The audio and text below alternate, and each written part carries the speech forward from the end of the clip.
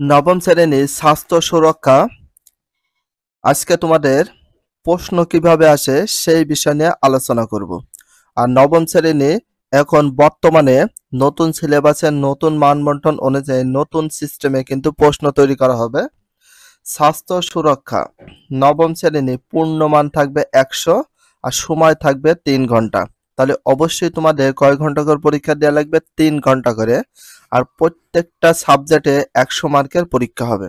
তো first time আমরা দেখি কি ধরনের প্রশ্ন আসে, সেই বিষয়টা তোমাদের সাথে শেয়ার করি। আর ভিডিওটা A to Z ওয়াচ করতে থাকো, তাহলে বুঝতে পারবে কি ধরনের প্রশ্ন তোমাদের আসবে। আমি যে সিস্টেমটা দেখাবো এই সিস্টেমে কিন্তু তোমাদের প্রশ্ন আসবে।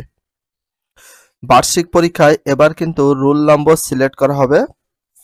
যে যত নাম্বার পাবে সে অনুযায়ী তার রোল নম্বর সিলেক্ট করা হবে। এখন দেখো, নৈর্ব্যক্তিক প্রশ্ন, যেটাকে আমরা বলি বহু নির্বাচনী প্রশ্ন, 1 নাম্বার থেকে শুরু করে 15 নাম্বার পর্যন্ত 15টা এমসিকিউ থাকবে। আর প্রত্যেকটা এমসিকিউ এর জন্য 1 নম্বরকে সিলেক্ট করা হয়েছে। তো 1 নম্বরের প্রশ্নটা রয়েছে, দেখো, সবচেয়ে শক্তিশালী মিডিয়া কোনটি? সবচেয়ে শক্তিশালী মিডিয়া কোনটি? স্বাস্থ্যসেবা পাওয়া কোন ধরনের অধিকার? তার মানে এখানে একটু ফলো করো, তোমাদের এমসিকিউ আসবে টোটাল কয়টি?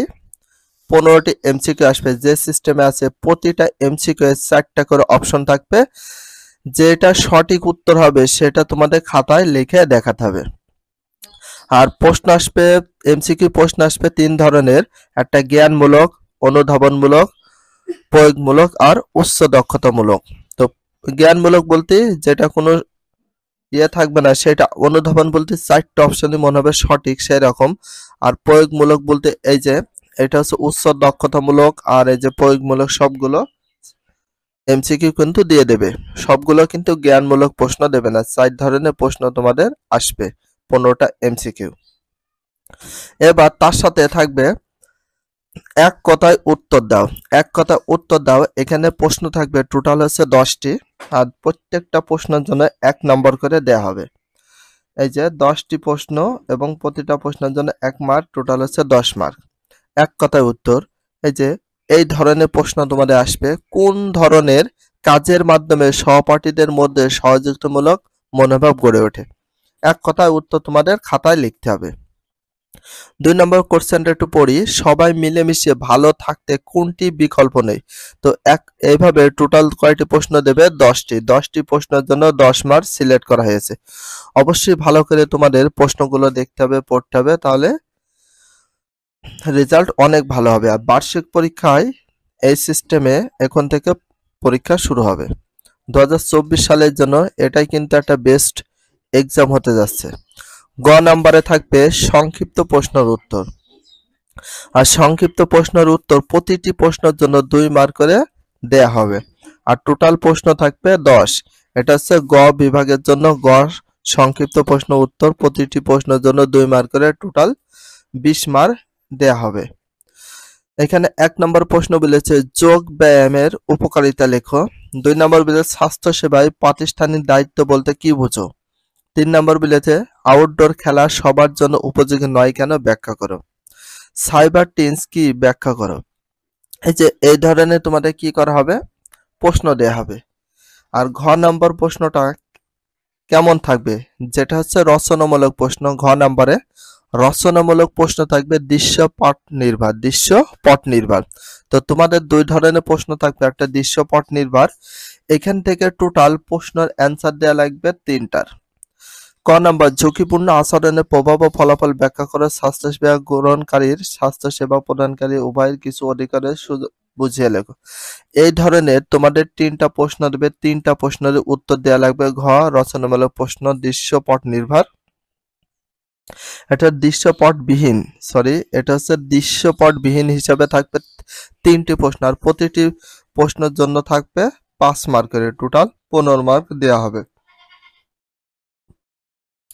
আর এখন থাকবে হচ্ছে গ নম্বরে রচনামূলক প্রশ্ন, যেটা দৃশ্যপট নির্ভর বলা হয়। আর দৃশ্যপট নির্ভর বলতে তোমাদের বই থেকে দেয়া থাকবে। এখানে দেখো প্রতিটা প্রশ্নের জন্য কয় মার্ক করে সিলেক্ট করা হয়েছে? 8 মার্কের। টোটাল প্রশ্নের অ্যান্সার দিতে হবে 5। দেখো এখানে সৃজনশীল কোয়ালিটি দিয়েছে, প্রথমে একটা উদ্দীপক দিয়েছে, তার সাথে একের কি দিয়েছে ক খ, শুধু ক খ নাই, তো ক নাম্বারে দিয়েছে 3 মার্ক আর খ নাম্বারে দিয়েছে 5 মার্ক, টোটাল হচ্ছে কয় মার্ক হয়ে যাচ্ছে 8 মার্ক। তার মানে তোমাদের টোটাল প্রশ্ন লিখতে হবে কয়টি, 5টি, আর প্রতিটা প্রশ্নের জন্য নাম্বার থাকবে হচ্ছে 8 মার্ক করে প্রতি সেটে।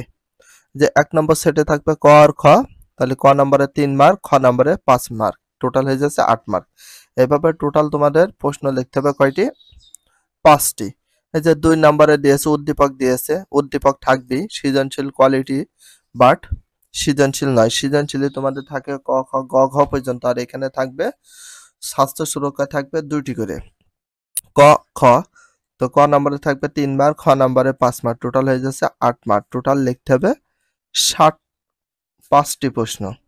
এই যে এখানে দেখো, তো 4 নম্বরও ওই সিস্টেমে, 5 নম্বরও একই সিস্টেমে তোমাদের প্রশ্নগুলো থাকবে, এই সিস্টেমে তোমাদের লিখতে হবে।